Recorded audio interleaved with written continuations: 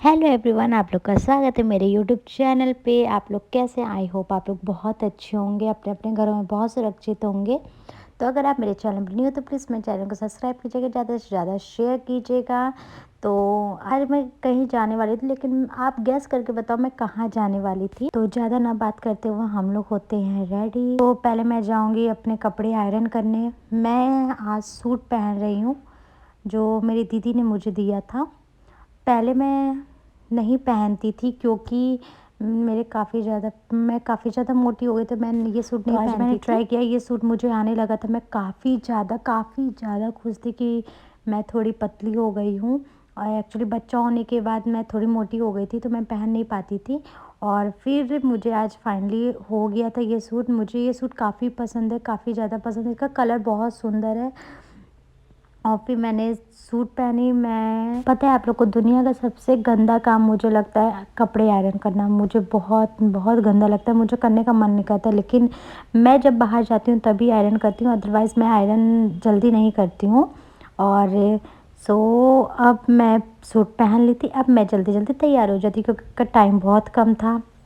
फिर मैं जल्दी जल्दी रेडी हो गई। फिर उसी बीच मैं जब लिपस्टिक लगा रही थी तब मेरे फ़ोन गिर गया था। फिर उसके बाद मुझे हाथ में लेके वीडियो बनाना पड़ा। मैं हाथ में ली थी और लिपस्टिक लगा रही थी।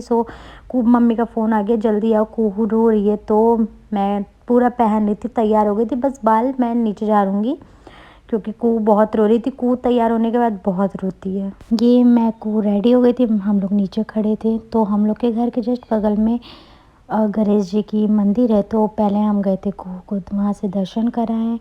फिर डैडा को थोड़ा लेट लग रहा था क्योंकि उनको हिसाब किताब करना था थोड़ा काम का। तो फिर हम लोग थोड़ा वेट किए, फिर हम डैडा निकल गए कू। काफ़ी ज़्यादा भाई साहब बहुत भीड़ थी, मतलब इतनी भीड़ थी। मैं रास्ते में सोचने लगी इससे बढ़िया हम लोग आज से बाहर निकलते ही नहीं। लेकिन मदनपुरा के आगे की तरफ हम लोग को थोड़ा खाली मिला। और रास्ते में ही कू की आदत है, कहीं भी जाएंगी वो रास्ते में सो जाएंगी। आधे दूर तक चलेंगी, जगी रहेंगी, फिर वो सो जाती हैं।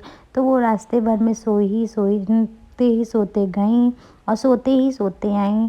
फिर हम लोग थोड़ी देर बाद हम लोग पहुंचने वाले थे। इतनी ज़्यादा भीड़ थी कि मतलब हम लोग को 1 घंटे में हम लोग पहुंचे थे संकट मोचन। और कू रास्ते में सो गई थी।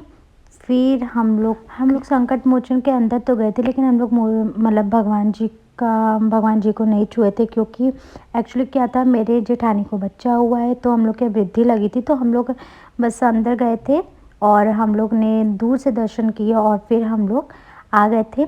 और संकट मोचन में भी बहुत ज़्यादा काफ़ी भीड़ थी क्योंकि मंगलवार था। मंगल और शनि बहुत ज़्यादा भीड़ रहती है, काफ़ी ज़्यादा भीड़ रहती है। तो हम सब लोग, हम तीनों लोग दर्शन कर आए थे। फिर हम लोग बाहर आए।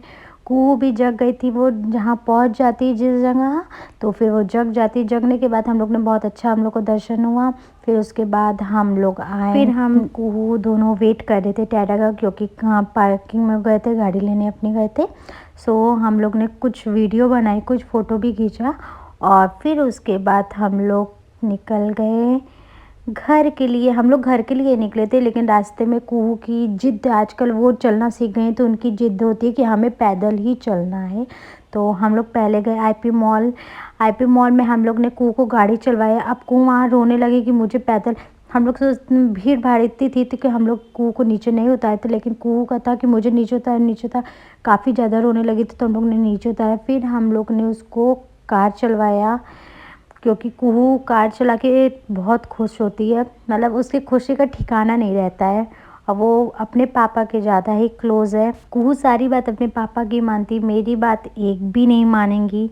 एक भी अगर इनके पापा बोल दिए कि कुहू उतर जाओ तो वो उतर जाएंगी, अदरवाइज़ मैं कहूँगी तो वो तो कभी नहीं उतरेगी। तो कैसे भी कैसे करके वो कार से उतर नहीं रही थी, तो टैडा ने कैसे भी कैसे करके उतरवाया उसको मना के। और फिर हम लोग घर के लिए चल गए। Thanks for watching.